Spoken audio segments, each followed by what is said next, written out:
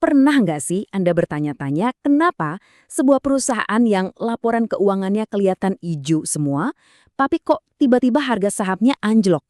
Nah, jawabannya itu seringkali tersembunyi di tempat yang nggak kelihatan, di resiko-resiko yang nggak tertulis.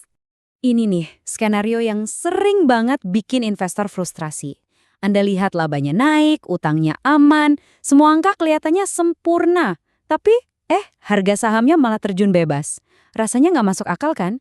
Yuk kita coba bedah bareng-bareng apa sih yang sebenarnya terjadi di balik layar. Jebakannya tuh ada di sini. Di permukaan yang kita lihat cuma angka-angka yang bagus.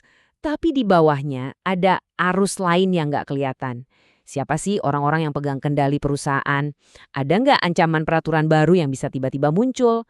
Terus, gimana citra perusahaan ini di mata publik? Faktor-faktor inilah yang seringkali dampaknya jauh lebih besar daripada angka-angka di laporan keuangan. Oke, untuk ngebongkar misteri ini, kita akan lewati 4 tahap. Pertama, kita pahami dulu kenapa laporan keuangan aja tuh nggak cukup. Kedua, kita intip risiko apa aja yang sembunyi di balik angka. Ketiga, kita bongkar 4 jebakan utama yang sering nggak disadari. Dan terakhir, kita akan belajar gimana caranya berpikir kayak seorang detektif. Kita mulai dari yang pertama. Gini deh, coba bayangin laporan keuangan itu kayak kaca spion di mobil kita. Penting? Jelas penting, buat lihat apa yang udah kita lewatin. Tapi, apa kaca spion bisa ngasih tahu kita kalau ada lubang besar atau tikungan super tajam di depan? Nggak bisa kan? Nah, kalau kita nyetir cuma lihat spion doang, ya siap-siap aja celaka. Sama persis. Nah, ini dia inti masalahnya. Ada resiko-resiko yang nggak bisa Anda hitung pakai kalkulator. Ini bukan soal laba atau utang, tapi soal kualitas, reputasi, dan ancaman-ancaman tak terduga yang seringkali jadi alasan sebenarnya kenapa harga saham bisa tiba-tiba anjlok. Sekarang mari kita bedah lebih dalam lagi. Ada 4 jebakan utama yang ngumpet di luar laporan keuangan. Banyak banget investor yang kejebak di sini karena mereka nggak tahu harus cari apa dan di mana. Jebakan pertama, dan ini mungkin yang paling krusial, risiko manajemen. Ingat ya, kita itu nggak berinvestasi di gedung atau mesin, tapi pada orang-orang yang menjalankannya. Satu keputusan dari orang di puncak itu bisa membangun atau malah menghancurkan seluruh perusahaan. Jadi, apa aja lampu kuningnya yang harus kita perhatikan? Coba cek, direksinya punya rekam jejak yang buruk nggak di tempat lain? Ada konflik kepentingan nggak di dalam? Atau perhatikan deh, kalau posisi kunci kayak direktur keuangan sering banget gonta-ganti orang. Wah, itu bisa jadi tanda bahaya yang serius. Selanjutnya adalah risiko regulasi. Nah, ini kayak hantu dari luar yang sama sekali nggak bisa dikontrol sama perusahaan. Cuma dengan satu kebijakan baru, satu aturan pajak yang berubah, landscape bisnis sebuah industri itu bisa jungkir balik dalam semalam. Contohnya? Banyak banget. Bayangin aja perusahaan tambang yang izinnya tiba-tiba diperketat gara-gara aturan lingkungan baru. Atau importir yang margin untungnya kegerus habis karena pajak impor naik mendadak. Profitabilitas mereka bisa langsung jatuh. Risiko ketiga, likuiditas.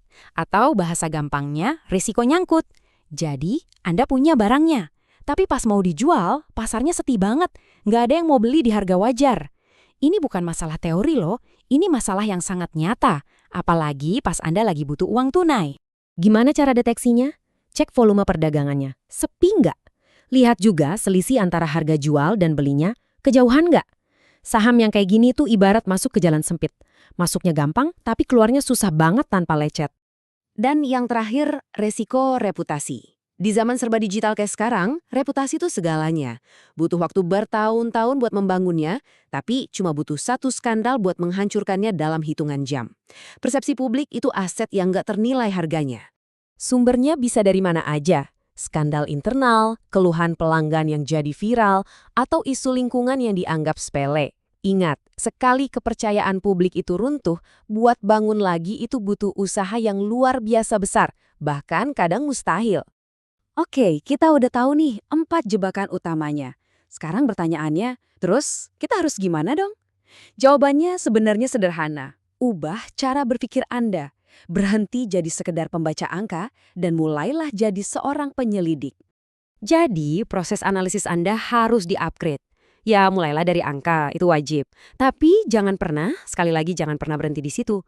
Gali lebih dalam ke 4 risiko yang udah kita bahas tadi. Dan yang paling penting, coba deh ubah pertanyaan di kepala Anda. Dari bisa untung berapa ya? Jadi, apa aja yang bisa bikin ini gagal? Skenario terburuknya gimana? Percaya deh, mikirin risiko itu jauh lebih penting daripada cuma ngebayangin euforianya. Ingat selalu kalimat ini. Laporan keuangan yang baik itu adalah awal dari riset Anda, bukan akhir. Anggap aja itu sebagai tiket masuk, bukan tujuan akhirnya. Pekerjaan rumah yang sebenarnya itu baru dimulai setelah Anda selesai baca angka-angkanya. Jadi, saya tinggalkan Anda dengan satu pertanyaan penting untuk direnungkan. Setelah Anda melihat semua angka yang bagus, tanyakan pada diri sendiri. Oke, terus apa lagi yang belum gue lihat? Karena jawaban dari pertanyaan itulah yang akan membedakan antara investasi yang cerdas dan keputusan yang nantinya disesali.